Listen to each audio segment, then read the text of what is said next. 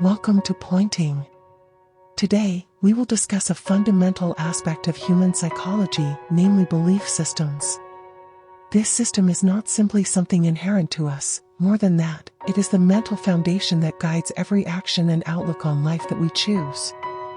So, let's explore together what exactly is meant by a belief system and why it is important for us to pay special attention to it.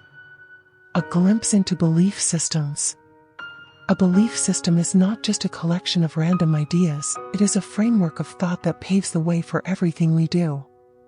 However, do we really understand the essence of this system? Let's try to define it in more depth to absorb the richness of this concept. With a sharper understanding, we can begin to explore the deeper implications for our daily lives.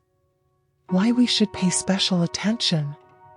Of course, the basic question that arises is why we should pay special attention to this belief system. The answers cover a wide scope, from their impact on small everyday decisions to their impact on the overall direction of our lives. By understanding its importance, we can open ourselves to the potential for positive change in our lives.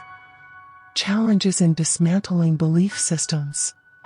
Digging deeper into belief systems is not always easy.